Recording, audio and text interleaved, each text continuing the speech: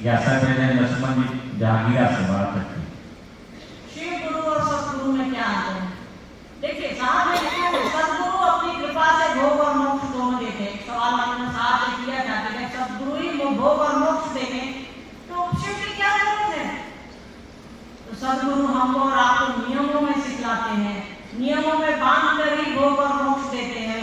पर शिव जगत गुरु हैं, गुरुओं के गुरु हैं, उनके लिए हम आप सभी बराबर हैं। उनके लिए ये नहीं हो सकता है कि कोई अगर मुर्गा खाता है तो वो मेरा शिष्य होगा, कोई नहीं खाता है तो वो मेरा शिष्य होगा, कोई दूध पीता है तो वो मेरा शिष्य होगा, कोई नहीं पीता है तो वो मेरा शिष्य नहीं होगा।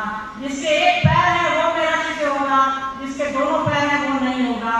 वो जगत गुरु है शिव, अब नियमों में नहीं बांधते। शिव की शिष्यता नियमों से परे है। सदगुरु हमको और आपको नियम में रख करके ही भोग और मोक्ष देते हैं, पर शिव से बड़ा कोई गुरु नहीं है।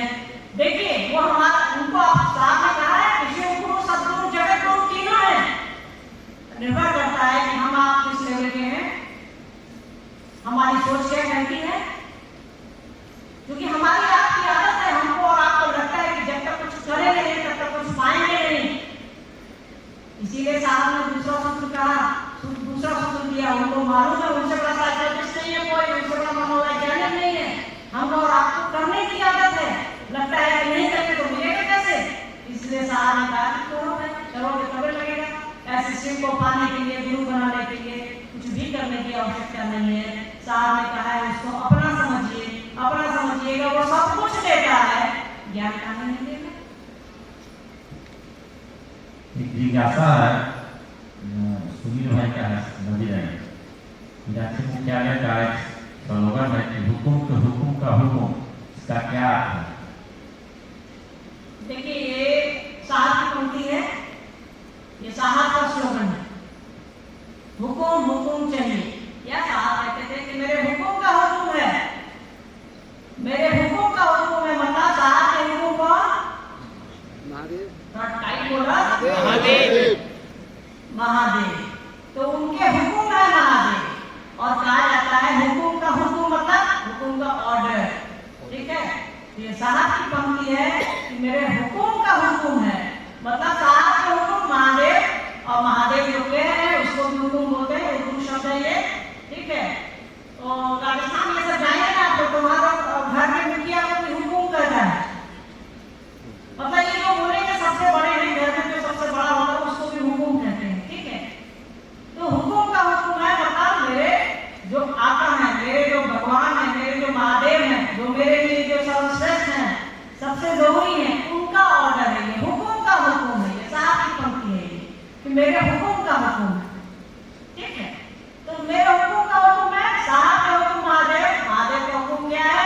तुम जो करते हो दूसरों को करने को कहो, यानी साहब जो करते हैं वो साहब ने हमको और आपको करने को कहा। तो हमारे आपके मुझसे पूछिएगा तो मेरे हुकुम के हुकुम का हुकुम है ये। ठीक है, हम लोग किसकी बात करें? साहब ने महादेव की बात करी, साहब और दीदी ने, तो उनके हुकुम महादेव, तो साहब का कहना मेरे हुकुम का हुकुम है। और हमारे आपके लिए ये साहब ने कहा तो हमारे हुकुम के हुकुम का हुकुम है। ठीक है, क्लियर हो गया? मतलब ये साहब ने महादेव के लिए कहा है कि मेरे हुकुम का हुकुम, हुकुम मतलब ऑर्डर, हुकुम मतलब जो सबसे बड़ा है, जो सबसे प्रधान जो चीज। ठीक है, हेड मास्टर जिसे कहते हैं, हेड मास्टर समझिए, मास्टर बहुत हैं यहाँ, कोई हेड मास्टर हो, हेड मास्टर आपके स्कूल के हुकुम हुए कि नहीं? कलेक्टर अपने जिला का हुकुम होता है, तो हुकुम का जो हुकुम है हम लोग आपको पालन करना पड़ता है। इलेक्शन जीता है कि नहीं? जो आदेश आया हुकुम का हम लोग किए, तो 44 काम हुआ तो घर में सब लोग 2 दिन रहा। तो यही है हुकुम का हुकुम, मतलब साहब के हुकुम कौन? महादेव, उनका हुकुम है मतलब उनका ऑर्डर है। गुरु जी का सवाल है, और गुरु अपने शिष्य के क्रम बंधन तोड़ते हैं कैसे? गुरु अपने शिष्य के क्रम बंधन को तोड़ते हैं कैसे? जिसके पास रहेगा छेनी हथौड़ी वही ना तोड़ेगा। हमारे आपके हाथ में छेनी हथौड़ी देगी तो हम ईंटा तोड़ेंगे, दशरथ मान लीजिए ना, ईंटा तोड़ के पूरा पहाड़ तोड़ के ईंटा बराबर कर दे, रास्ते बना दिए। तो हमारे आपके बस में जो है वही कर सकते हैं। उनके पास छेनी हथौड़ी है, उससे वो हमारे आपके कर्मफल